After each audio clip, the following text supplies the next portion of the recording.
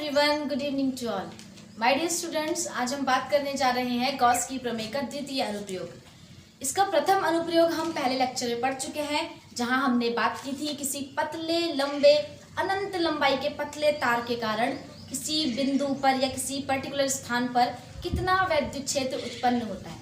और यही वैद्युत क्षेत्र हम ज्ञात करेंगे आज एक पतली अनंत विस्तार की आवेशित किंतु कुचालक शीट के कारण। ऐसी शीट जो समतल हो। देखो बच्चों, शीट हमारी खुरदुरी भी हो सकती है, समतल भी हो सकती है। ठीक है, तो समतल बोले तो प्लेन, एक पतली सी शीट हो, लाइक जैसे हमारा कागज होता है, पेपर का पीस। कागज का ये है हमारे पास, दिख रहा है आप लोगों को? ठीक है, बहुत पतला है ये, मैंने अभी डबल कागज है, कोई नहीं। ठीक है, ऐसे में कर लेते हैं, पतला है, सिंगल पेज मान लो इसको आप। ठीक है, ये कागज की पतली शीट है हमारे पास और प्लेन है। ठीक है, इस पर क्या है, एक समान रूप से आवेश वितरित है। अब इस पतली शीट के कारण हमने इसके इस तरफ या इस तरफ क्या ज्ञात करना है, वैद्युत क्षेत्र की तीव्रता ज्ञात करना है। इस पर वितरित आवेश, कैसा आवेश, सतत वितरित आवेश के कारण कितना वैद्युत क्षेत्र उत्पन्न हो रहा है, हमको ये ज्ञात करना है। और उससे पहले देखो, पतली शीट ये भी है। अगर हमने एक धातु की शीट पकड़ लेते हैं, जैसे गोल्ड फॉइल, रदरफोर्ड ने भी एक प्रयोग किया था, एक पतली पन्नी ली थी सोने की। तो ऐसे ही हमने क्या करनी है, अगर हम एक मेटल की शीट भी पकड़ लें, मेटल बोलते धातु की शीट, धातु कहिए या सुचालक हो, कोई भी सुचालक पदार्थ की हमने पतली सी अनंत चौड़ाई की क्या लेनी है, एक पतली शीट लेनी है, उस पर कुछ आवेश। लेकिन आज हम बात कर रहे हैं, देखिए हमारा टॉपिक क्या लिखा है, अनंत विस्तार की आवेशित,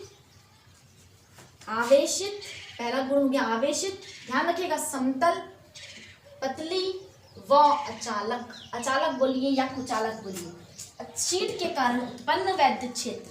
ठीक है, इसके बाद जो हमने सुचालक वाली बात की है, ये सुचालक वाला हम इसके बाद वाले लेक्चर में पढ़ेंगे। ठीक है, तो पहला है हमारा मेन है हमारा कुचालक शीट के कारण कितना वैद्युत क्षेत्र उत्पन्न हो रहा है, वो हम इस लेक्चर में डिस्कस करने जा रहे हैं। तो जल्दी से अपनी कॉपी, नोटबुक, पेन, नोटबुक और कॉपी तो एक ही होती है ठीक है, नोटबुक और पेन पेंसिल जो आप निकालते हैं उसे निकाल दीजिए। और मेन है आपका क्या निकालना है, अपना ब्रेन को बिल्कुल यहीं पर रखना है। ठीक है,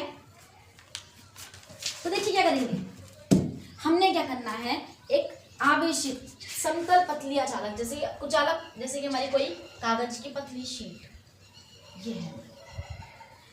ठीक है, इस पर कुछ आवेश वितरित है, एक समान रूप से इस पर कुछ आवेश वितरित है। हमने इस पतली शीट के कारण, बच्चों ये शीट जो है ये कुचालक है, इस पे अपना कोई आवेश नहीं है, लेकिन इसको बाहर से हमने क्या किया, आवेशित कर दिया। ये कुचालक पदार्थों को भी हम क्या कर सकते हैं, आवेशित कर सकते हैं। ये हमने कहाँ पढ़ा था, मेथड ऑफ चार्जिंग। हमने जब किसी वस्तु को आवेशित करने के कुछ नियम पढ़े थे, तरीके पढ़े थे, है ना। हमने क्या क्या पढ़ा था वहाँ, चालन विधि, प्रेरण विधि, घर्षणात्मक विधि, है ना। ठीक है, तो देखिएगा ये हमने पतली शीट है, इस पट्टी के कारण किसी बिंदु पर, मान लेते हैं वो ये बिंदु ये है, इस बिंदु पर कितना वैद्युत क्षेत्र उत्पन्न हो रहा है, हम जब इसका मान ज्ञात कर लेंगे या फिर यहाँ पर ज्ञात कर लेंगे। ठीक है, हमने एक तरफ ज्ञात कर लिया, दूसरी तरफ हमारा स्वयं खुद ही हो जाएगा। ठीक है, तो मान लेते हैं हमारे पास एक बिंदु है P, माना एक बिंदु, सबसे पहले आप लैंग्वेज लिख लेंगे क्या, माना एक अनंत विस्तार की आवेशित समतल पतली व कुचालक शीट है, जिसका देखो आप सबको दिख रहा है ये क्या है, एक द्विविमीय आकृति है। एक पतली शीट, एक प्लेन है, समतल क्या होता है हमारा, द्विविमीय आकृति है। तो इस पे क्या कहा हमने, पृष्ठ क्षेत्रफल होगा, इसका पृष्ठ लिखिए, जिसका पृष्ठ घनत्व कितना है, सिग्मा है। इस पर क्यू आवेश समान रूप से, एक समान रूप से वितरित किया जाता है। सही है, ठीक है। अब मैं बता दूं आपको बच्चों, हमने ज्ञात करना है वैद्युत क्षेत्र का मान। ये वैद्युत क्षेत्र का मान हमने ज्ञात करना है, इसके इधर को या उधर को। ठीक है, और एक बात बता दें आपको, अगर हम शीट के इस तरफ लेंगे तो जितना वैद्युत क्षेत्र इधर होगा वही वैद्युत क्षेत्र इधर होगा। कुल मिला के कहने का मतलब ये है कि इस शीट के दोनों तरफ, इधर और इधर, या हर प्रत्येक बिंदु पर वैद्युत क्षेत्र की तीव्रता का परिमाण समान रहेगा। जितना यहाँ पर उतना यहाँ पर, हर जगह पर एक समान रहेगा। अब क्यों रहेगा, ठीक है। तो बच्चों वो वाला मैं अभी थोड़ी देर में इस वाले डेरिवेशन को कंप्लीट करके उसको पढ़ते हैं, थोड़ा सा कंसेप्ट पढ़ लेते हैं। आता नहीं है लेकिन आपको पता होना बहुत ज़रूरी है कि क्यों होता है, ठीक है। साइंस में क्यों, क्या, कैसे, कब, ये पता होना आपको बहुत ज़रूरी है कि दोनों तरफ विद्युत क्षेत्र एक समान होता है। हर कोई आपको नहीं बताएगा, ठीक है। विद्युत क्षेत्र दोनों तरफ एक समान होता है। अब क्यों होता है वो हम इसकी थोड़ी देर में इस डेरिवेशन करने के बाद करते हैं, ठीक है। याद जरूर दिलाना। कहाँ से दिलाएंगे हम, लाइव क्लासेस तो चल नहीं रही है ना। तो ठीक है, तो क्या करना है, माना इस पट्टी से कुछ दूरी पर एक बिंदु हमने पकड़ लिया, एक बिंदु P पकड़ लिया, लो, ठीक है। इस बिंदु से उस दूरी पर हमने एक बिंदु P पकड़ लिया। अब उस बिंदु P पर हमने क्या ज्ञात करना है, वैद्युत क्षेत्र की तीव्रता का मान ज्ञात करना है, ठीक है। वो चाहे बिंदु यहाँ पर हो, यहाँ पर हो, कहीं पे भी ले लिया हमने, तो हमने एक बिंदु पकड़ लिया P, ठीक है। तो देखिए भाई, गॉस की प्रमेय लगानी है और हमें पता है गॉस की प्रमेय वही लागू होती है जहाँ पर एक बंद पृष्ठ होता है। तो क्या करना है, इस बिंदु P से होते हुए, इस बिंदु P से होते हुए हमने क्या करना है, एक गॉसियन पृष्ठ खींचना है। तो देखो किस तरह से खींचेगा, यहां से एक बेलनाकार गॉसियन पृष्ठ खींच दिया। देखिए बच्चों, फील करना है इसको जरा, मैं बताती हूँ आपको क्या है, क्या कह रहा है। जैसे कि एक बेलनाकार हमने गॉसियन पृष्ठ कंसीडर करने का मतलब है कि जैसे यहाँ से एक बेलन घुसा दिया हमने, यहाँ पे यह है हमारे पास एक पतली शीट है और यहाँ से हमारा एक बेलनाकार आकृति क्या है, यहाँ से इसके इस शीट के आर पार निकली हुई है। जिस टाइप से ये है हमारे पास सिलेंड्रिकल शेप है, बेलनाकार आकृति है। एक घर की हमारी फूक करने वाली फुकनी है जिससे हम खाना बनाते हैं। अब मैंने क्या करना है, इसको थोड़ा सा छेद करते हैं पहले, ठीक है। देखिएगा, ठीक है। ये क्या हमारी पतली शीट थी, इसके इधर को बात कर रहे थे हम, बिंदु P पर हमने क्या करा, जिस बिंदु पर हमने क्या करना है, वैद्युत क्षेत्र की तीव्रता ज्ञात करनी है, वहां से होते हुए हमने एक बेलनाकार गॉसियन पृष्ठ खींच दिया, ठीक है। तो अब हमने क्या करना है, तो देखिए बच्चों, तो गॉसियन पृष्ठ में बिंदु P तो भाई ये था, मान लेते हैं बिंदु P, मान लेते हैं यहाँ पर था। तो तीन जगह पर हमारा हो सकता है। देखो हमें एक तीव्रता यहाँ पर ज्ञात करनी है, ठीक है। एक बार यहाँ पर देखना है, एक बार यहाँ पर देखना है। लेकिन अभी तो मैंने आपको बताया कि तीव्रता हर जगह पर एक समान होती है। तो तीव्रता ज्ञात करने के लिए तो भाई सबको पता है गॉसियन पृष्ठ के लिए हमने क्या ज्ञात करना है, फाई इक्वल टू क्यू अपन एप्सिलॉन नॉट लगाते हैं। इसका मतलब फाई पता होना बहुत जरूरी है।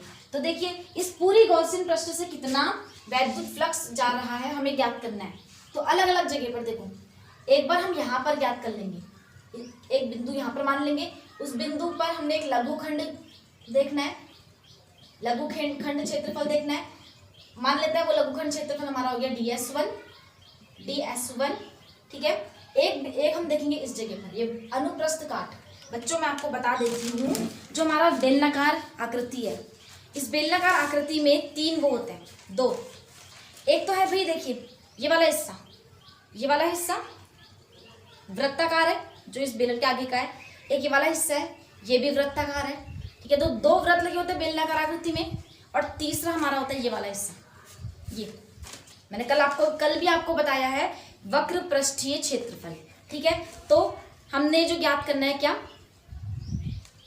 वैद्युत फ्लक्स ज्ञात करना है। तो वो एक तो हम ज्ञात करेंगे इस जगह से कि इस अनुप्रस्थ काट के क्षेत्रफल से कितना निकल रहा है। एक बार इसके पीछे वाले हिस्से में देखेंगे कितना यहाँ से निकल रहा है, कौन, वैद्युत फ्लक्स निकल रहा है। एक बार देखेंगे कि इस वक्र पृष्ठ के किसी एक बिंदु से कितना निकल रहा है। तो तीनों को लास्ट में जोड़ देना है। तीन स्थितियां यहाँ पर, एक दो अनुप्रस्थ काट हो गए, तीसरा हमारा वक्र पृष्ठ हो गया, ठीक है। तीनों के कारण कितना वैद्युत फ्लक्स निकलेगा उन सबको हम लास्ट में जोड़ देंगे। उसके बाद जोड़ने के बाद हमने क्या करना है, गॉस प्रमेय लगानी है। अब कैसे लगेगी अब देखते रहिए।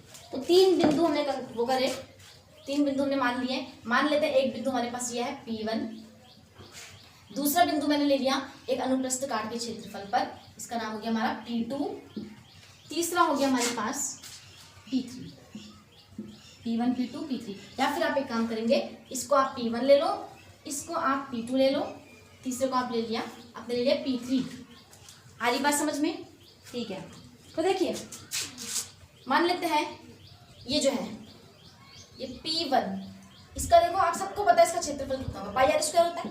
तो भाई पाई आर स्क्वायर को कौन लेना है, हमने क्या लेना है, सीधे सीधे एक मान लेते हैं इसका क्षेत्रफल a है अनुप्रस्थ काट का। ऐसे ही इधर वाला जो वृत्त है इसका क्षेत्रफल जितना है इसका उतना है इसका क्षेत्रफल भी a ले लिया हमने बिंदु P2 पर। इसका क्षेत्रफल भी हमारा कितना हो गया P2। और इसकी बात कर ले अगर ये तीसरे बिंदु यहाँ P3 की, तो इसका क्षेत्रफल हमें DS3 मान लेते हैं। आई बात समझ में?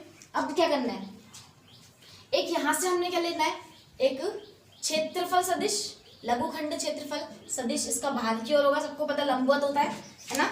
देखिए यहाँ पर जो लंब पड़ेगा, इधर पे जो लंब होगा बच्चों, इसकी ये वाला जो लंब है, यहाँ पे जो एक वृत्त लगा होगा आपका, एक वृत्त लगा होगा, उसका जो क्षेत्रीय वेक्टर होगा, सदिश होगा, वो बाहर की ओर होगा लंब, इधर को बोले तो देखिएगा इधर को। ठीक है, तो ये हो गया हमारा DS1। इसकी बात करें तो बच्चों इस पृष्ठ में जो दिशा होगी वो ऐसे होगी, आपने अभी आला पढ़ा। तो देखिए इसकी ऐसी दिशा होगी, एक इधर को होगी आगे को, दूसरे की दिशा बाहर की ओर होती है लंबवत, पृष्ठ के लंबवत बाहर की ओर। लंब बच्चों अंदर भी हो सकता है लेकिन हमने बाहर की ओर लेना है। ठीक है, बाहर की ओर, तो यहाँ का जो लंब होगा वो होगा हमारा DS2। और तीसरे लंब की बात करें जो हमने एक यहाँ पे पृष्ठ पर लिया था, वक्र पृष्ठ पर एक बिंदु लिया है, उसका जो लंब होगा वो होगा हमारा बच्चों ऐसे बाहर ऊपर की ओर, तो वो होगा हमारा P3 पर DS3 कहाँ की ओर, अभी लंबवत ऊपर की ओर। ठीक है, एक गॉसियन पृष्ठ बच्चों आपने मान रखी, दिमाग में मानी है कि इस पृष्ठ से होते हुए एक हमारा बेलनाकार गॉसियन पृष्ठ गुजर रहा है। आई बात समझ में? पहले एक काम कीजिए, इस डायग्राम को प्यार से नोट कर लेंगे, फिर आगे की प्रोसेस करते हैं। ठीक है, डायग्राम बनाने के साथ साथ इस लैंग्वेज को भी नोट कर लेंगे थोड़ी सी और। माना बेलनाकार पृष्ठ इस प्रकार है कि इसके दो सपाट पृष्ठ P1 व P2 हैं। देख लिया आपने, P1 व P2 दो सपाट पृष्ठ हैं, एक वृत्त आगे वाला और एक ये वाला। ये अनुप्रस्थ काट का क्षेत्रफल भी बोलते हैं उसको। साथ ही एक वक्र पृष्ठ है P3। शीट के दोनों ओर वैद्युत क्षेत्र की तीव्रता E एक समान है, जितनी इधर उतनी इधर, बस दिशा का थोड़ा सा विभेद होगा, दिशा भिन्न हो सकती है। नीट नोट कर लिया है? ठीक है, अब क्या करना है हमने, देखिए बच्चों एक बात बताइए मुझे, इस P1 पृष्ठ पर इस प्लस Q आवेश, टोटल आवेश कितना है हमारा, प्लस Q है, परिणामी आवेश कुल कितना है, Q है। इस पूरे Q आवेश के कारण यहाँ पर जो वैद्युत क्षेत्र की तीव्रता होगी उसकी दिशा इस P1 पृष्ठ पर कितनी होगी। देखिए ये हमारा पृष्ठ, ये हमारा कागज की पतली शीट है, इसके कारण इस बिंदु पर वैद्युत क्षेत्र प्लस से दूर है ना, प्लस से दूर। भाई याद कीजिए, हर लेक्चर में मैं आपको बार बार रिपीट करूँ, प्लस से दूर, माइनस की ओर, माइनस से दूर, माइनस से प्लस से दूर, माइनस की ओर, या प्लस से माइनस। ये मैं बार बार रिपीट कर रही हूँ ताकि आपको रट जाए बिल्कुल वैद्युत क्षेत्र की दिशा। तो देखिए इस पूरे पृष्ठ पर वैद्युत क्षेत्र है, धनावेशित आवेश है, धनावेश है। तो बच्चों इस बिंदु पर जो वैद्युत क्षेत्र होगा वो इससे दूर होगा, इससे दूर होगा। तो ध्यान देंगे, इस पतली शीट के कारण P1 पर जो हमारा वैद्युत क्षेत्र होगा उसकी दिशा कुछ ऐसी और यहाँ से बाहर की ओर, एक हो गया DS1, एक हो गया E1। ठीक है, DS1 व E1, तो आप लिखेंगे यहाँ पर DS1 व E1, वेक्टर DS1 व E1 के बीच कोण, नाम दे दिया उसको θ1। θ1 कितना होगा बच्चों, देखिए दोनों की दिशा एक समान है, जो दिशा DS1 है वही दिशा हमारी किसकी है, P1 की है। तो दोनों के बीच का कोण हो जाएगा 0 डिग्री। ठीक है, अब भाई 0 डिग्री आ गया तो इससे गुजरने वाला वैद्युत फ्लक्स याद कर लेते हैं। तो लिखेंगे P1 पृष्ठ से गुजरने वाला, P1 पृष्ठ से गुजरने वाला वैद्युत फ्लक्स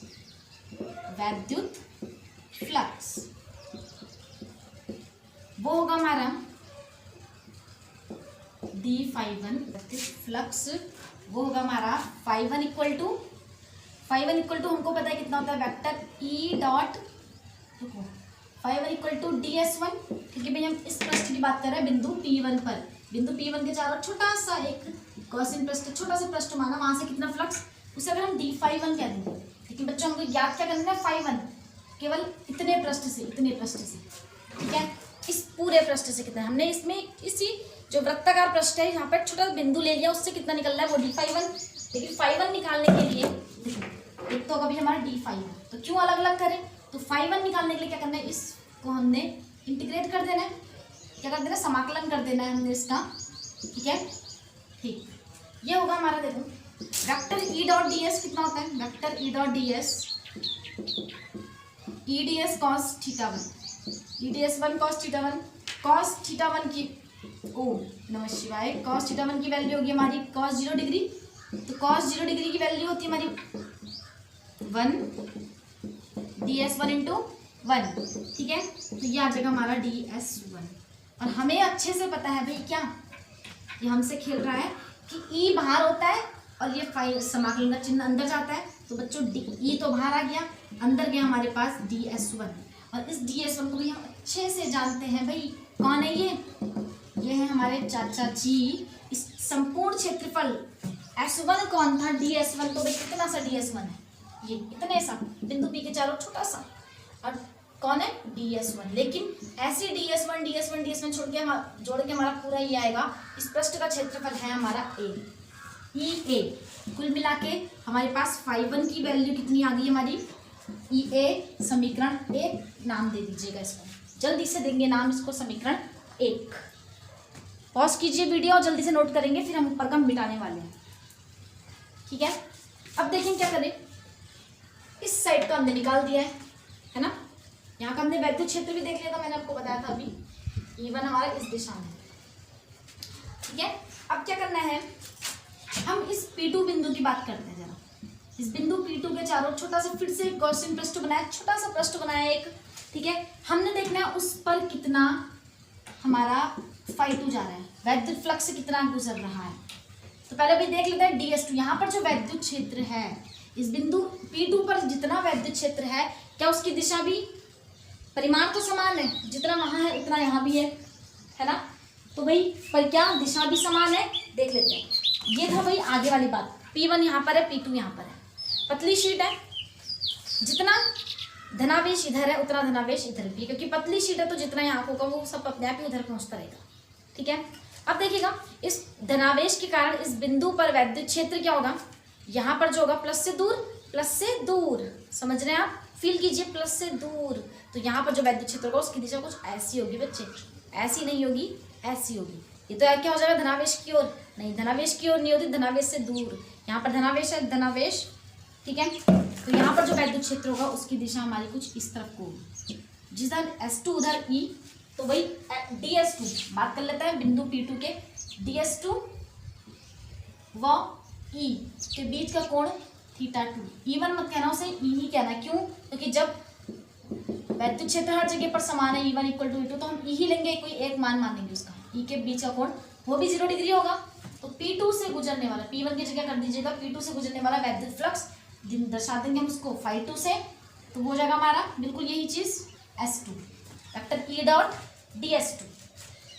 ds2 cos θ2 है ना, ds2 cos 0 degree, cos 0 degree का मान 1 S2, और यहाँ पर ये आ जाएगा ds2। इस ds2 का मान भी बच्चों देखिए, इस वाले वृत्ताकार पृष्ठ का मान, क्षेत्रफल भी क्या है, कितना है हमारा 1 है, ठीक है। तो φ2 हमारा हो जाएगा समीकरण, तो वो भी हमारा इतना हो गया, ठीक है। इसको भी जल्दी से नोट कर लेंगे आप लोग।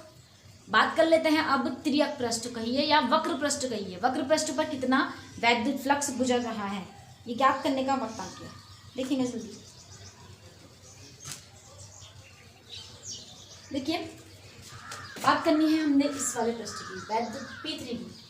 अगर हमने ये ज्ञात कर लिया, इतने बिंदु P3 के चारों के ये वाला पृष्ठ का ज्ञात कर लिया, तो ये पूरा पृष्ठ कहाँ जाएगा, मीन्स यहाँ से ज्ञात कर लिया है पूरा, यहाँ से पूरा ज्ञात कर लिया है, हमें इस पूरे पृष्ठ से कितना गुजरना है, इस पूरे वक्र पृष्ठ से कितना गुजरेगा। तो वक्र पृष्ठ से गुजरने के लिए हमने वक्र पृष्ठ पर एक बिंदु लिया और उस बिंदु के छोटा सा पृष्ठ माना, उसमें हमने d फाई, छोटा फाई निकाल दिया, छोटा सा फ्लक्स निकाल दिया, लास्ट में उसको समाकलित कर देना। तो आप लिखेंगे S3 है ना, यहाँ पर एक जो इसका क्षेत्रफल सदिश है वो भी ऊपर की ओर है, तो आप लिखेंगे वेक्टर DS3 व वेक्टर E के बीच का कोण बताएंगे भाई, सोचो दिमाग में, और अगर देखेगा कि जो आप सोच रहे हैं क्या वो सही है, यहाँ पे मैच करो। ये बिंदु था, बिंदु P3, ये बिंदु P3 है, इस P3 पर वैद्युत क्षेत्र की देखो क्षेत्रफल वेक्टर तो ऐसे है भाई लंबवत है ना, लेकिन ये प्लस है, इस कागज पर प्लस है, तो प्लस से तो विद्युत क्षेत्र की दिशा दूर होती है, दूर तो दूर बोले तो ऐसे में होगी, तो होगा नहीं होगा, यहाँ प्लस से दूर, तो वैद्युत क्षेत्र को प्लस से दूर इस तरफ को, तो देखिएगा इसको मैं पीछे बढ़ाऊंगी तो वैद्युत क्षेत्र ऐसे और वो ऐसे, तो लंबवत है नहीं है 90 डिग्री पर, तो बीच का कोण 0 की बजाय कितना आएगा 90 डिग्री। P3 से गुजरने वाला वैद्युत फ्लक्स निकाल लेते हैं, P3 से गुजरने वाला वैद्युत फ्लक्स, P3 कहिए या फिर आप कह दीजिए क्या वक्र पृष्ठ से, वक्र पृष्ठ से गुजरने वाला वैद्युत फ्लक्स, उसको मान लेंगे हम 5-3। ओम नमः शिवाय। देखिएगा 5-3 वेक्टर DS3 cos 90 डिग्री, और 90 डिग्री का मान सबको पता है कितना होता है, 0, ठीक है, सही है 0 होता है। तो बच्चों ये सब पूरा मान क्या हो जाएगा, ये पूरा 0 हो गया, तो क्या समाकलन करना है इसका, ये तो हो गया 0, 5-3 का मान हो गया हमारा 0, समीकरण 3 डाल दिया आपने। अब आप लिखेंगे पूरा गॉसियन पृष्ठ कौन है, ये पूरी बेलनाकार गॉसियन पृष्ठ, इससे ये पूरी बेलनाकार गॉसियन पृष्ठ बना किससे था, दो वृत्त थे, एक ये वाला सपाट पृष्ठ, एक था हमारा पूरा ये वक्र पृष्ठ, तो इन दो से निकलने वाला ई ए समीकरण 1 में और 2 में, और ये वक्र पृष्ठ से निकलने वाला ये 0 है, मतलब जो रेखाएं होंगी केवल वो या तो यहाँ से निकलेगी या तो वो यहाँ से निकलेगी, यहाँ से तो भाई निकलनी नहीं है, ऐसे में मेरी बात समझ रहे हैं, फील हो रहा है, ठीक है। तो लिखेंगे गॉसियन पृष्ठ से गुजरने वाला कुल वैद्युत फ्लक्स, गॉसियन पृष्ठ से गुजरने वाला कुल वैद्युत फ्लक्स, कुल वैद्युत फ्लक्स को दर्शा देना आप फाई से, वो जाएगा 5-1 प्लस 5-2 प्लस 5-3, ठीक है, 5-1 5-2 5-3, समीकरण 1 2 3 से मान रखने पर ये हो जाएगा EA plus 0, EA plus EA 2EA, ठीक है। यहाँ क्या लिखा था आपने ऊपर, ये गॉसियन पृष्ठ से गुजरने वाला कुल वैद्युत फ्लक्स, गॉसियन पृष्ठ लिखना से बिल्कुल ना बोले, जो मैं बोल रही हूँ वो लिखेंगे, ठीक है, टाइम कम हो जा रहा है इसलिए मैं शॉर्ट में लिख रही हूँ, बाकी जो मैं बोल रही हूँ उसको नोट करते रहे। समीकरण 3 ये हो गया हमारा समीकरण 4। अब देखिए ये तो जो हमने बात की, जो हमने इसको सिद्ध किया क्या कि कुल वैद्युत फ्लक्स गॉसियन पृष्ठ से गुजरने वाला वो इतना होता है, लेकिन गॉस की प्रमेय का अलग ही क्या है खेल चल रहा है वहाँ, वो कहता है कि गॉस की प्रमेय के अनुसार, गॉस की प्रमेय अनुसार या प्रमेय के अनुसार, प्रमेय से लिख दो भाई, शॉर्ट मार लोगे कुछ नहीं होगा, मार्क्स में शॉर्टिंग नहीं होगी। देखिए गॉस की प्रमेय से क्या कहता है, गॉसियन पृष्ठ, वही लैंग्वेज लिखो जल्दी जल्दी, गॉसियन पृष्ठ से गुजरने वाला कुल वैद्युत फ्लक्स, वो कहता है कुल वैद्युत फ्लक्स तो भाई इतना होता है, फाई इक्वल टू कितना, Q/ε0, इसको डाल दो समीकरण 5।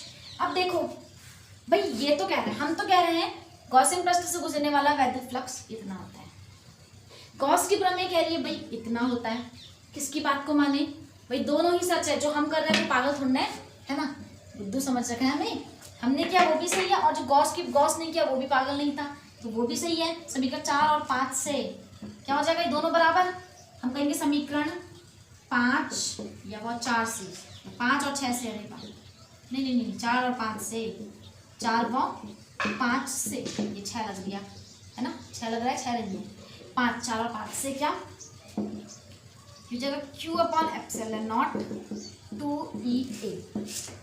2EA या 2EA बराबर Q/ε0, यहाँ से करना है आपने क्या, इस E का मान निकालना है, तो E बराबर आ जाएगा आपका Q/ इस 2A को यहाँ से भगाओ, नीचे भगाओ, भाग जल्दी यहाँ से, बहुत दिक्कत होगी यहाँ पे। तो ये है हमारा वैद्युत क्षेत्र, लेकिन भाई ये कौन है, ये तो पागल नहीं है, पागल ही कह रहे हैं भाई सबको ना, ये क्या है, इसका भी कुछ खेल है, ये कौन, जो पृष्ठ आवेश घनत्व है इसका भी एक रोल है यहाँ पर। और क्या रोल है, पहले जरा इतना कर लो पहले धैर्य से, फिर उसको भी यूज़ करते हैं यहाँ पर। करो, देखिए क्या रोल है इसका, देखते हैं कितना। चूंकि पृष्ठ आवेश घनत्व सिग्मा बराबर होता है Q/A।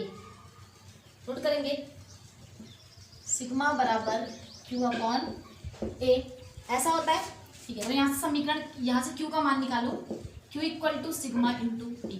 अब इस मान को देखो 5, इसको समीकरण 6 डाल देना आप। समीकरण 6 में मान रखने पर, इसका मान Q का मान रखने पर कितना आप खुद लिख लो और जल्दी से मान भी रख देंगे। कितना आएगा, E बराबर Q = सिग्मा × A/2A∁0। तो A से A गयो, सिग्मा/2ε0, and that is the required expression of electric field। समझे, ये क्या हमारा अभीष्ट सूत्र है, किसका, यह वैद्युत क्षेत्र का अभीष्ट सूत्र है। किसके कारण, एक पतली समतल अचालक शीट के कारण उत्पन्न वैद्युत क्षेत्र का अभीष्ट सूत्र है। That is hence proved. जल्दी से इसको पूरा कर लो, ये खत्म हो चुका है हमारा, जल्दी से।